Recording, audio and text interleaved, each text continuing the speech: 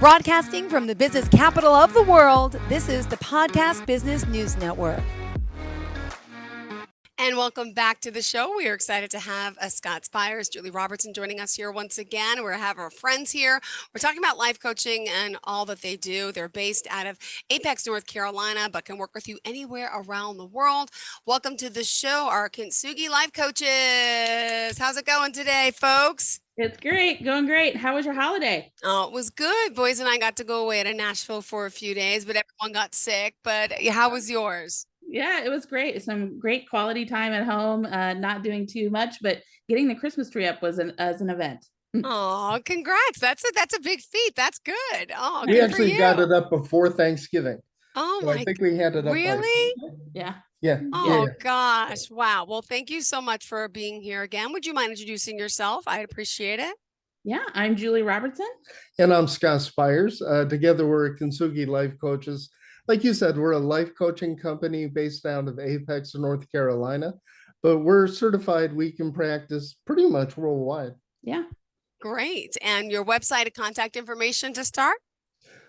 You can reach us at kcoaches.com. You can also find us on Facebook and Instagram under Kintsugi Life Coaches.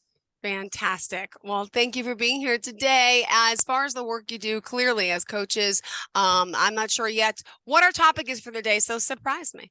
Yeah. So last week we talked a little bit about loneliness and solitude and what's the difference between those. And how do you identify loneliness versus depression? So this week we just like to talk a little bit more about like how do we get rid of those thoughts and what are some things that we can do to kind of get out of loneliness at the holidays? That's very true because a lot of us do have loneliness around this time. So thank you. I'm here for up for the conversation, and I hope our listeners are too. I think it's going to hit home to a lot of us today. Great. So most of the time, it's like we just get stuck in a rut, right? Mm-hmm. And when we're stuck in a rut, usually we're caring more about how we're feeling and not paying so much attention to how we're feeling. So like yesterday, I had to fight like heck to get out of bed. I didn't want to get going. I love my job, but I didn't want to do it. And my internal dialogue was, "Ooh, I'm too busy. Oh, I have too much stuff going on." So we've learned to pay attention to our thoughts and kind of start talking to ourselves a little bit differently. And that's what we can do as life coaches, is just simply work with people on what they're thinking, how they're approaching things. And it's kind of cool how just a couple little adjustments can get you. Like this morning, I was like, woohoo, I can't wait to get to work. Then we had to drop the kid off, and that was insane. How old? School drop-off line is always amazing on a rainy Tuesday morning. Yeah, she's 15 and the high school's about 2,800 people. And I swear there were 3,700 cars. Oh my goodness. Oh my goodness. But I was so excited today because I knew we had the podcast. We were going to talk to you again. So just looking at my self-talk was enough to get me going. That and a really good cup of coffee. Beautiful. I'm with you on that. I'm empty here. Oh no. Start over. I know. And I'm empty. I got a little water left. I'll have some of that while we begin. All right. So let's start the conversation. Yeah, go for it. So it's like Scott said, it's really your inner dialogue, your self-talk that's can be the main cause of like some shame, some sadness. Right. And so what we are thinking about with you and our listeners is as you start to journal, those thoughts are kind of flying through your head, maybe a lot of times with no filter. So what you should do is really start to try to think about those, right? Try to catch those negative thoughts and write them down. And a lot of times what you're saying to yourself are things that you would never say to another person, right? I would never say those things to my mom or to my best friend, but yet those are the things that I'm saying about myself in my head. And a lot of times they kind of tear down our self-worth, our feelings of self-love. Absolutely. And that can kind of start to isolate us, right? We kind of pull inward and we don't share as much. And that can be a lot of times why we start to feel so alone. And we like to catch good times to catch those thoughts. Like the first thing, it might be a little rough because I just woke up, but taking a shower is a great time to calm down. You've got the water coming over you, you can kind of slow down, pay attention to what your thinking is, and then start readjusting there. Yeah. And a lot of times at the end of your day too, when you're kind of evaluating your day, a lot of times you might be saying, gosh, I wish I had done that differently, or I shouldn't have done that or said that. Right. So you can start to catch those things usually at those key points of your day. And if you start writing those things down, right, then that way you can start to kind of change those thoughts, change your thinking, and really start to change. This is the shift thinking. Yeah. Yes. Yeah. Like the self-talk.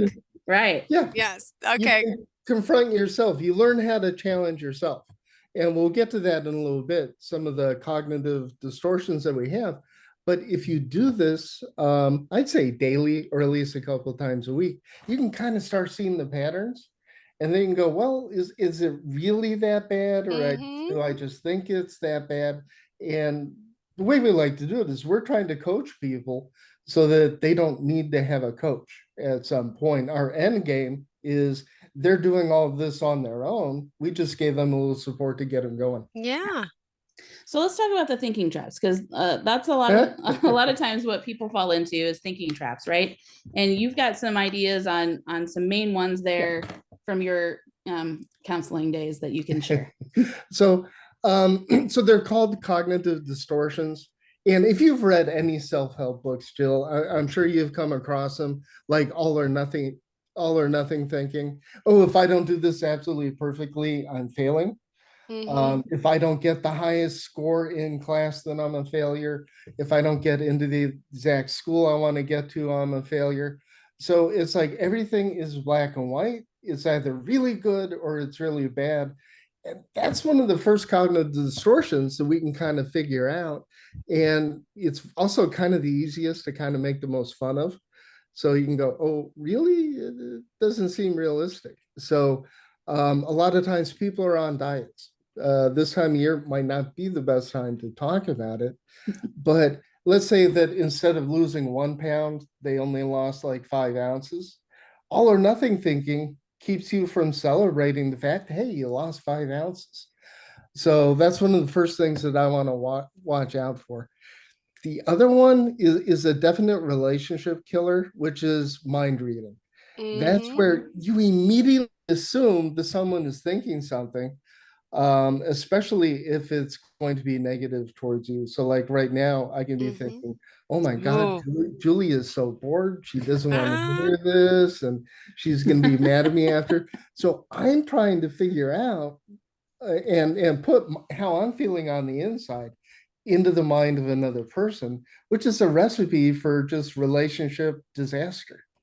Yeah. And we do this at work a lot of times, right? Where maybe we go in for an interview and we think, oh, I'm not going to get it, right?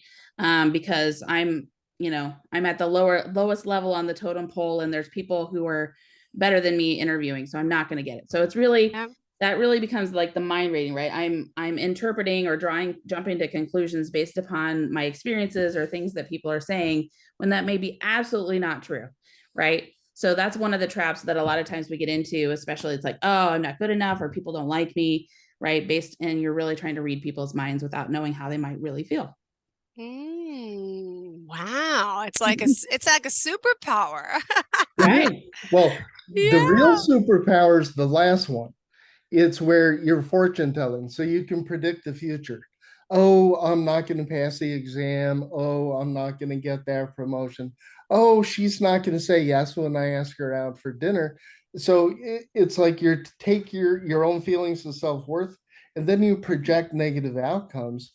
I think a lot of times we do that to protect ourselves, so that instead of somebody rejecting us or somebody telling us no, we can head them off at the pass real quick, so that we don't have to feel the external disappointment. There's a whole bunch of other ones, but they kind of bleed into each other. But we could talk for probably 2 or 3 podcasts on the distortions, but let's not do that. I'll do some mind reading here. I'm not sure the audience would really be into that too much. Right. But those are some pretty basic things that we can look out for. And they're also some of the easiest to correct. And then there's some small things that you can actually start to do about it, right? So like we've talked a lot about trying to catch it. We've talked a lot about the thinking traps, but like what can we do about loneliness at the holidays, right? So there's some small practices that you can start with. that will kind of get you started on the path to recognizing how to get out of your patterns. One is really mindfulness. So a mindfulness practice, right? You can Google mindfulness. There's all kinds of mindfulness, courses, information on the internet. But really what it is, it's focusing on the thing that you're doing right now, right? I'm not living in the past or thinking about my past and things that have happened to me. And I'm not trying to project myself into the future and trying to anticipate or fortune tell things that are going on in the future. I'm trying to live right now and appreciate things like the sun on my face, watching a movie with my teenager, things like that. So that's one of the ways that you can kind of get started as a small practice. The second one being like positive affirmations. And so I don't know if you've ever seen the video of the little girl in front of the mirror. She's got the big blonde hair and she's going, yeah, I'm great and everybody loves me, right? No, I haven't. Is it? Oh, you'll have I to Google what is it under? I want to find it. Yeah, she's got a positive affirmation going on there and it's super cute. Yeah. I don't know. I'm not so big on the positive affirmation thing. Well, I make my 5 and 7-year-old go in front of the mirror. The 7-year-old has a hard time with it. The 5-year-old, I am beautiful. I'm awesome. I'm special. I need a little shy. And I'm like, no, look in the mirror and say, I'm beautiful. I'm beautiful. To try to reaffirm that type of, I think it's good for self-confidence. Yes. It's good, but for me, it feels a little goofy. I know that, I do it to the boys. I guess that's why for us, I think it's girls, but whatever, boys, girls. Yeah. But it always reminds me of the Stuart Smalley character on Saturday Night Live when he's going, I'm good enough, I'm smart enough, and gosh darn it, people like me. But you really like the affirmations, right? I do, because a lot of times, I mean, if you think about athletes pump themselves up all of the time before they go into a big game, right? They think they are the best at what they do. They are definitely going to win the game. And I think of myself, I don't necessarily get in front of the mirror and say, oh, I'm the best person ever, right? But I get in the front of the mirror and I say, I'm an athlete, and an athlete trains like I train, right? Mm-hmm. An athlete treats their body with, the best foods, right, to keep themselves on track. So I use affirmations more in that way to kind of get myself thinking about what it is that I need to do in order to make myself the best that I can be. Okay, that makes a little bit of sense, because I don't know if I'm looking in the mirror going, "Ooh, I am, I'm really good" and all that. But now that you mentioned the athlete part of it, that does make a little bit of sense. I know there was a wrestler, Bret Hart, and he used to say, "I'm the best there is, the best there was, best there." And I'll admit, on occasion, I've used that to kind of get over the fear. And so I hadn't really thought about that before. Yeah. And like Jill said, it's really great for kids and teenagers, right, to try to boost their confidence. And they are kind of shy at first, but the more they do it, you can see their confidence grow and you can see them start to believe it. So it's really important. The other thing is just setting goals for the future, right? So looking forward can help your mindset feel like you have a purpose and you're kind of on a path and do something that you need to do. So that also kind of helps you feel like you're moving, right? You're not stuck. I like the idea of goals, but honestly, I've kind of struggled with the goal setting. I've learned that if I'm not careful, like if I set the goal that's too high or it's unrealistic, I can just end up getting frustrated, and that can feed into the all or nothing thinking. So I've had to learn with the goals to really, really break them down. One of the guys I've been reading, his name's James Clear. And he has the book Atomic Habits. I don't know if you've heard of that. But what he talks about is trying to do 1% better each day. So he's got this wonderful story about a guy who was about 300 pounds overweight, who simply went to the gym every day, but he never went into the gym.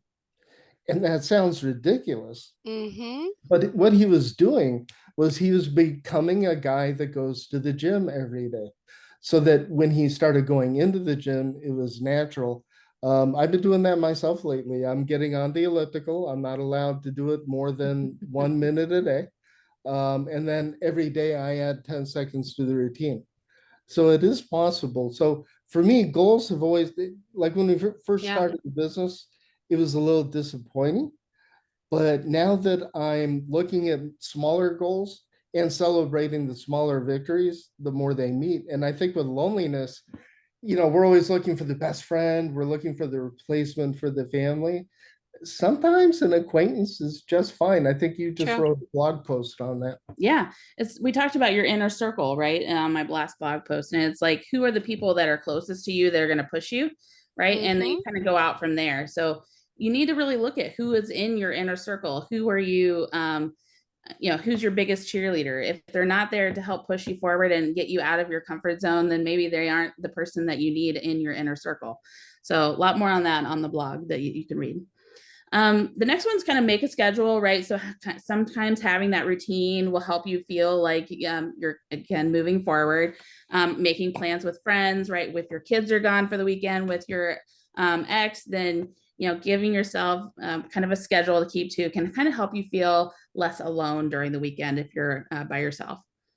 Another one is self-care. That is so important, right? Taking a shower, just getting enough sleep.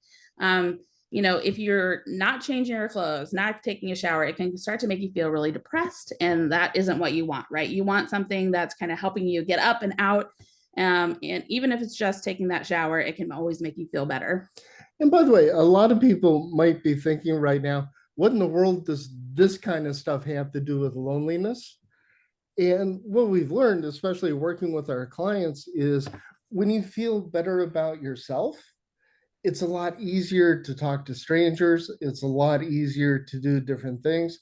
So doing the self-care, watching, be your best self when you're with yourself. It makes it easier, and you make better decisions on what friends and what relationships you choose to pursue. Right. The other thing is really just practicing gratitude, being grateful for all the stuff that you do have and the friends that you have and your family and your kids, right? Can really help you start to appreciate where you are, understand that you might need to move forward, you might need to make some changes to your life, but just being grateful for what you have. It's hard to be upset whenever you start to practice gratitude on a regular basis. So that's another good one. Yeah. How about with the month of giving? I mean, gratitude in general. It's one thing we did talk about on Thanksgiving. We go around the table and it was just me and the kids said that, but still, what are you grateful for? What are you thankful for? Trying to teach them how to be grateful for things. And like, I just started just a random thought, but taking their old clothes and, getting rid of them. They're outgrown. And I said, I got goosebumps. We're putting old stuffed animals in bags the other night. And I said, what we're going to do, we're going to go through the rest of the stuff, all the warm stuff, and we're going to bring it to the shelter. My little one who's 5, what's a shelter? I'm like, he's in kindergarten. I'm like, some kids in your school, I know for a fact they get bused there from a shelter. He didn't know. And I'm like, they don't have a home to live in by themselves. They have a home with a lot of people. They share a bathroom. They don't have a bedroom. They don't have really shocked. And I'm like, my other one knows, but I'm like, let's gather everything together. Let's be grateful what we have and thankful. And let's get all the warm stuff we don't need anymore. 2T, 3T, 4T clothes. Let's bring it. So we're going to do that the next 2 weeks. Yeah, that is such a great thing to do to help clean out your closet, right? But then really to give to somebody else who is definitely in need. And I called them. I said, I just want my kids to actually go there and actually see it. And they're like, as long as it's not school hours, if you want to take them out during school so they could see, because you can't chance a child seeing a child that's in their class, God forbid, because all communities have shelters. And I don't care where you live or where you think, they do. And I know specifically there's some kids that are bussed in for that. And I said, I want them to see, and maybe they can leave and appreciate. Wow, Mom, we have a house. We have clothing. Wow. And to see it is not just put it in a bag and I'll go take it. I want to walk them there and I want to show them what it is, because I just think that's important. Thank you for letting me talk. Back no, I love that. In back fact, to you guys. Can we steal that? I mean, that's one. I think it's a good idea for every family out there. Anyone that's listening, why not? You can call your local shelter like I did. And I asked, and the woman says, as long as you bring the kids during off school hours, why not teach them? We have 2 bags of clothes right now. Right. And then we're also sorting through our stuff. That's a fantastic idea. And it's something my mind is going. Yeah. Not only that, but you're going to meet people.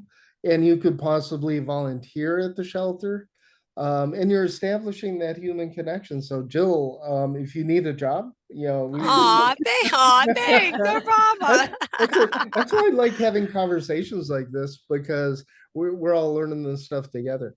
One warning I'd like to put out there for folks, especially this time of year, is you want to be real careful replacing loneliness, those feelings of loneliness, with, I don't know, pecan pie, pumpkin pie, chocolate ice cream, alcohol, and other drugs, because those can be really quick fixes. It's like after I have a couple drinks, I feel great. Now, just because someone does that doesn't mean they have an issue, but it's probably better in the long run to actually work through the feelings rather than trying to find those quick fix things. I would even throw video games in there that, you know, when you're occupied with a video game, you kind of lose the loneliness, but you don't want to be doing things that are going to cut you off. And you especially do not want to be grabbing a beer or a glass of wine and going for a drive, especially this time of year. So please don't drink and drive. Remember, all of your loved ones are out there on the road. Yeah. Oh, beautiful. Thank you for sharing that. Yep. All right. So some very tactical things, right, that people can take away. Tactical things that I can do this week, next week, tomorrow, if I want, right, to kind of get me through the holidays, right? First one is, especially if you're feeling a lot of anxiety, right, maybe pick something that's off this list that's really easy, right, where it's like everybody comes, everybody's accepted. And so you won't feel like, is somebody going to judge me? Am I going to get turned away?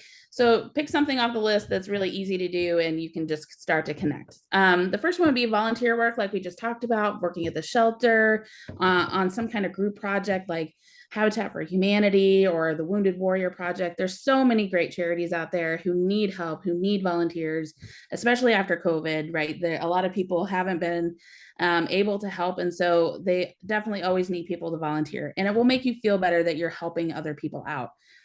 Similarly, right, being in your community or in your religious events, that's another great way to be part of a group, helping others, and really things like Rotary, Lions Club, some of those local places or your church, right? Great ways to get involved in something that can help you feel like you are making a difference in people's lives. The other thing is really the use of technology to your advantage. So this one can go both ways. If you are, some may say, like, if you cut back on your social media because you are using that to isolate yourself and you're watching Netflix, right, instead of getting out, maybe you should stop using social media. However, I would say my kid uses social media to their advantage. So a lot of times when I've talked with my teenagers about like, hey, are you feeling lonely? What do you do about it when you're feeling that way? They say, well, I log on to Discord, right? And I log on to a chat with my friends, right? And they may know I don't want to say anything, but I can just be there and feel like I'm part of that group and still feel like I'm not alone. So that's one way that they're using social media to kind of help themselves. And on Facebook, I belong to I enjoy science fiction and fantasy. My favorite author happens to be from Raleigh. He's doing a book signing on December 13th. So with social media, I talk to other people, and we went to one, I think it was about 6 months ago. I already knew half the people there. I hadn't actually met them, but I knew them. And it was like instant connection. So Yeah. I know we say the Facebook and social media is kind of the not a good thing. That's not true. Anything can be really good when used in moderation. It's just a tool like anything else. Yeah. And especially in the era of COVID and everything else, I can't think of a better way to meet people. Yeah, that's really true. I feel like we're running out of time soon. We are. You're so smart. Yeah, we are. Just like 3 more minutes. We got it. We got this. Next one would be like maybe join a gym or, take a class. So if you take a class, you're with people, you can feel like you're moving forward towards a goal. Or if you go to the gym, right, exercise is always a great way to help you feel better. And you can meet other people at the gym. And a lot of times, if you're a single mom, they have childcare, so that gives you a break. And it's a great way for you to get out for an hour, have a break, and actually feel better once you're done. And the kids can meet other kids, and then you can. So just, the big thing is be good to yourself, say good things about yourself, take a shower, and go out and take a chance. Coffee shop, get a good. By the way, Jill, you do probably need a cup of coffee. So yeah. Hey, this was so much fun. Thank you. You guys are awesome. And by the way, I got the notes like sent to me right away, but I didn't need them because you guys are just on a roll. There's really nothing for me to say. I mean, you guys need your own show. I appreciate you being here on our podcast, but you guys are good. You We guys really got enjoyed it. The dynamic duo, really. All right. Remind us how we can all reach out to you and start the process of working with you. Yeah, so you can go to our website, kcoaches.com. We have a free 30-minute coaching session that you can try us out and see how we can help you. You can also reach us on Facebook and Instagram at Kintsugi Life Coaches. I was going to say .com, but it's not .com on Facebook. I know. But anyway, kcoaches.com. And we really look forward to hearing from everybody. Perfect. Thank you so much. Have a fantastic day. To all of our listeners and viewers, thank you for being here and looking forward to the next time we meet again. Have a great day. Thank you. Bye, guys.